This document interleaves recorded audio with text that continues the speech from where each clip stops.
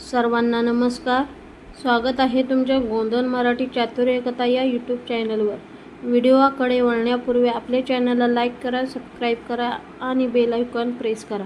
चला तर आता वळूया आपल्या स्टोरीकडे. गोंधन भाग 7. त्या रात्री गाव झोपलं होतं, पण 3 माणसांच्या डोळ्यांना झोप नव्हती. पहिली होती पुष्पा, दुसरा होता विश्वास आणि तिसरा होता विक्रम. पुष्पाने संपूर्ण गावासमोर आपल्या प्रेमाची कबुली दिली होती. त्या एका वाक्याने जणू सगळ्या गावात वादळ उठलं होतं.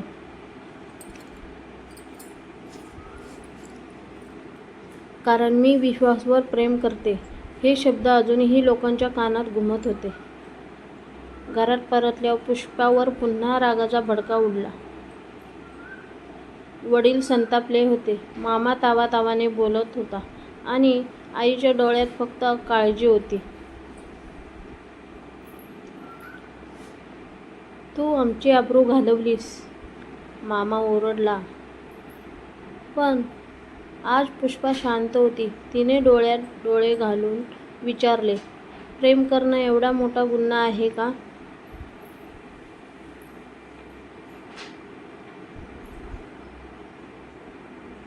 त्या प्रश्नाचं उत्तर कोणाकडेच नव्हतं.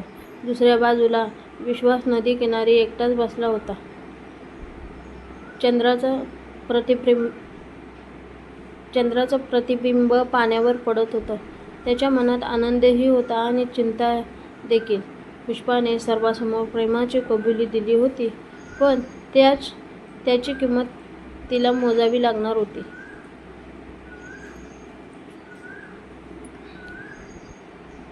देवा, तिच्यावर कोणतंही संकट येऊ देऊ नकोस, तो मनोमन प्रार्थना करत होता. विक्रम मात्र वेगळाच विचार करत होता.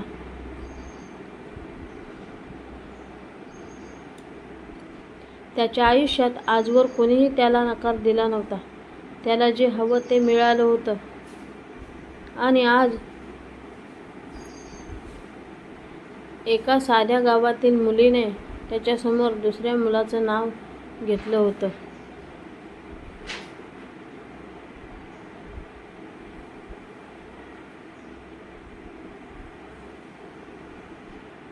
त्याचा अहंकार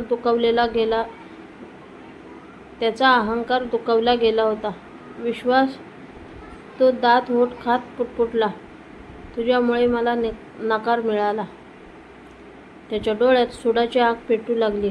दुसऱ्या दिवशी सकाळी गावात नवीन चर्चा सुरू झाली. आता लोक 2 गटात विभागले होते. एक गट म्हणत होता, विश्वास चांगला मुलगा आहे. दुसरा गट अजूनही त्याच्या विरोधात होता.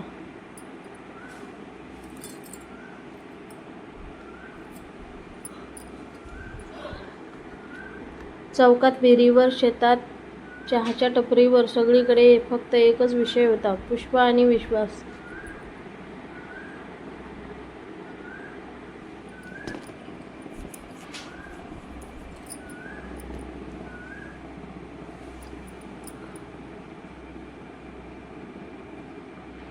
त्याच दिवशी पुष्पा मंदिरात गेली. तिथे नेहमीप्रमाणे वडाच्या झाडाखाली विश्वास बसला होता. तिला पाहताच त्याच्या चेहऱ्यावर हसू आलं. दोघे काही क्षण काहीच बोलले नाहीत. मग पुष्पा म्हणाली, मला भीती वाटते. कशाची? आपण एकत्र येऊ शकणार नाही याची.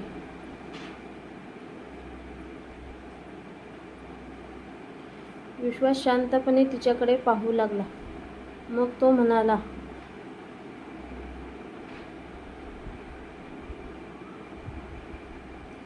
खरं प्रेम कधीच हरत नाही. पुष्पा हसली, पण तिच्या मनातील भीती पूर्णपणे गेली नव्हती.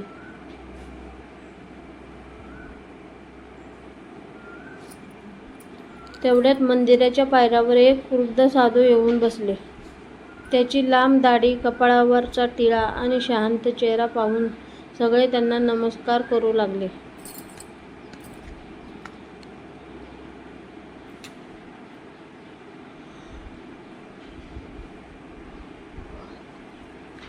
साधूने विश्वासकडे पाहिलं, मग त्याच्या गोंधनाकडे.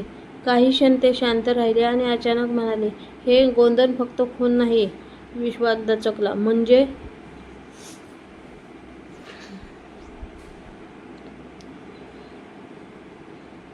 साधूने डोळे मिटले. या खुनेमागे एका जीवाचं रक्षण आणि एका नियतीचं रहस्य दडलेलं आहे. विश्वास आणि पुष्पा एकमेकांकडे पाहू लागले.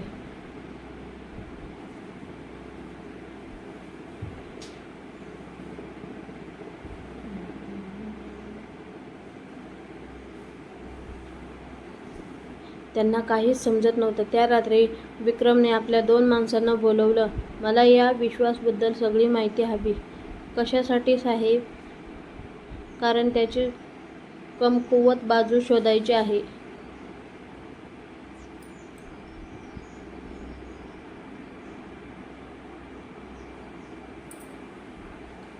दोघांनी मान डोलवली. त्याच क्षणी एक नवीन कट रचला जाऊ लागला. 2 दिवसांनी गावात एक अनपेक्षित घटना घडली. ग्रामपंचायतीच्या तिजोरीतून पैसे गायब झाले. संपूर्ण गावात खळबळ उडाली. सरपंच म्हणाले, चोर सापडलाच पाहिजे. लोक शोधाशोध करू लागले आणि अचानक कुणीतरी ओरडलं.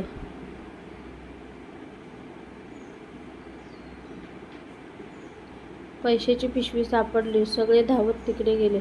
पिशवी कुठे सापडली होती? विश्वासच्या घरामागे. क्षणात लोकांच्या नजरा बदलल्या. कुजबुज सुरू झाली.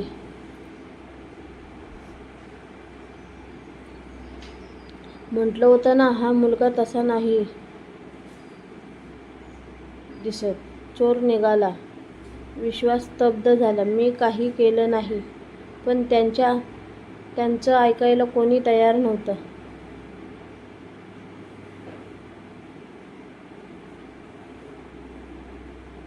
ही बातमी पुष्पापर्यंत पोचली. ती धावत आली. विश्वास असं करूच शकत नाही, ती ठामपणे म्हणाली. पण पुरावे त्याच्या विरुद्ध होते. सरपंचाने कठोर आवाजात सांगितलं, सत्य समोर येईपर्यंत विश्वास गाव सोडून कुठेही जाणार नाही.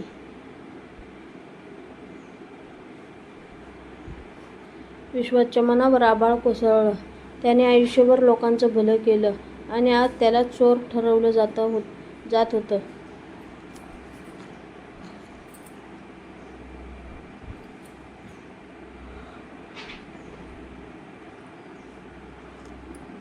त्या रात्री पुष्पा रडत होती.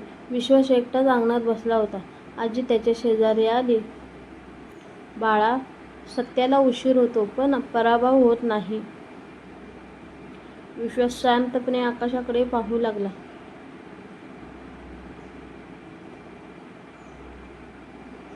त्याला स्वतःवर विश्वास होता, पण गावावर नव्हता. दुसऱ्या दिवशी सकाळी गणू धावत आला.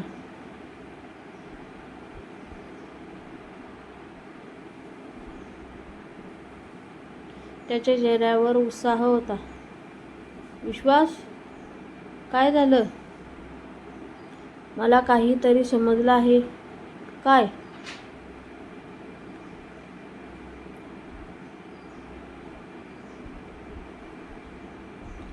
गणूने आजूबाजूला पाहिलं. मग हळू आवाजात म्हणाला, ही चोरी तू केली नाहीस. मग?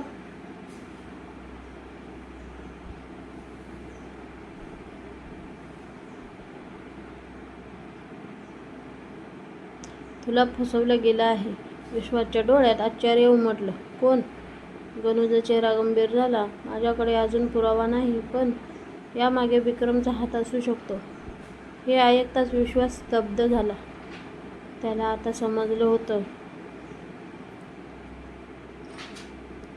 ही फक्त प्रेम कथा राहिली नव्हती. हे प्रेम वाचवण्यासाठी आता त्याला स्वतःचं नाव, सन्मान आणि सत्य यासाठीही लढावं लागणार होतं. आणि दूर कुठेतरी विक्रमच्या चेहऱ्यावर एक धोकादायक स्मित उमटलं होतं.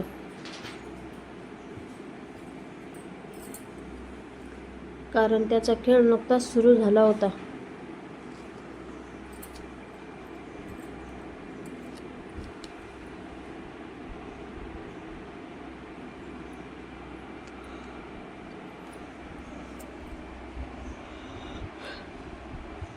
कथा आवडली असेल तर एक लाईक नक्की करा. तुमचे मत कमेंटमध्ये नक्की कळवा. ही कथा तुमच्या मित्रमैत्रिणींना शेअर करा.